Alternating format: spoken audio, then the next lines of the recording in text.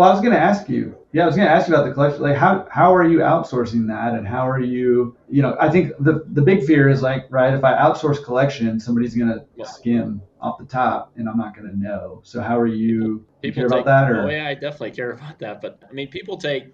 So I was challenging that pretty early. Like, how are you gonna have somebody handle your money? And I'm like, well, Walmart does it. You just got to put in some type of system that you can go back and take a look at, or have multiple backup systems. So generally, we're working towards every store having some form of electronic payment that then can track every quarter that goes in the machine. So then you can really audit around what the deposit should be. So that's kind of number one. Number two, in every American changer, it's got a counter.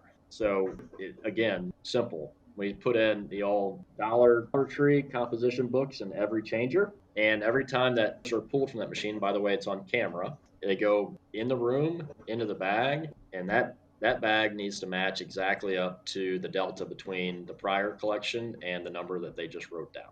And then we just like inventory random sampling, we do that. And it also boils down to like who you're asking to do it. I mean, it's systems are great and automation's incredible. It's all everything that you can't grow without those two things. You also can't grow without good people. So, obviously you want people collecting your money that you would entrust with your children. So we don't just let anybody obviously touch the money, but we definitely operate with the mindset of we won't be able to grow if John or Dylan have to go collect every quarter. So, but honestly, the book and the changer thing is pretty darn good because it literally matches to the dollar what that deposit should be. As simple as that sounds. Yeah, no, that's awesome. And no, I appreciate you sharing that part of it because I mean that's one of the big thing. Like people are like, I can't go on vacation because I can't outsource collections. Would you ever consider going all digital payment system? Really? Because that's the other solution, right? Is go all digital. And even if you have a kiosk, it's much Yeah. easier to track how much cash is coming in to like load a loyalty card or I'm something glad like you that. asked that. I was just down in Daytona Beach like 2 months ago with my family, and I went to like an old school arcade, Cruising USA and stuff, and it had that. It had the kiosk. And it actually didn't even tell you. It just gave you a card with credits on it. You had no idea what a credit was worth, and it started every machine. So that my partners and I feel like I've personally talked to every laundromat payment company out there, and every one of them has strong strengths. I also feel that it's still early in the game on that. I think that there's some really strong ones that don't quite connect with certain. Like I have a hodgepodge of equipment manufacturers, so they all don't talk the same way to each other. And I think that and I think the manufacturers are in the game too. You got Speed Queen's got its stuff, and Dexter's got it. Obviously, Dexter Live with an app payment. So and I've heard nothing but great things about like Laundroworks is totally coinless, right? So you still have to deal with cash. There's a difference. Like you talk about coinless versus cash. Cash. We're in the heart of the Midwest, and this is still a very, very cash heavy area of commerce. It's a very big ag economy. People use cash here.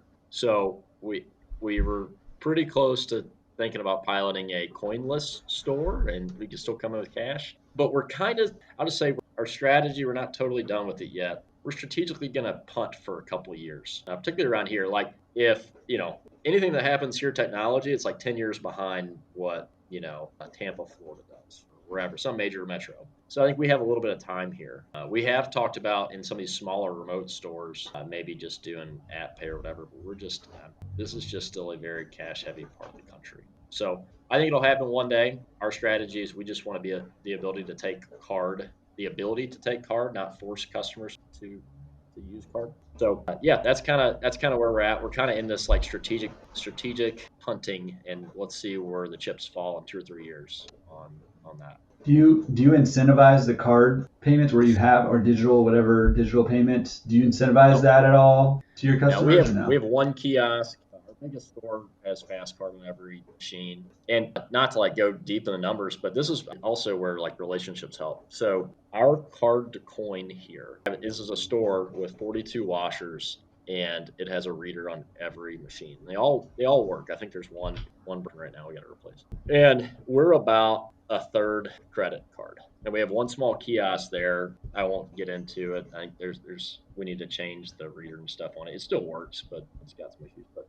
long story short, our stats, and this is kind of why we're strategically punting. Our stats at that store, it's our busiest store. When I called Whitey. I'm like, hey man, you've got a system now. What's your card to coin? He's like inverted. He's like 70% card, 30% cash. And then I spot checked it with some other guys too. And so we're just basically our strategy is let's figure out how to manage the cash that's going to come in, but let's also give the ability to take a card or use an app everywhere. So something worth calling out is when you are a coin store such as mine for as long as 30 plus years, coin only store, everybody else around has card readers, you start to get into the consumer perception of the credit card usage and how that all works. And when I first launched the card readers, it was a slog for the first 4 months. I only, to John's point of being 70-30, that has only really come full steam ahead now, transitioning folks over to getting comfortable with the card reader. And they love the fact they can still use coin. Some folks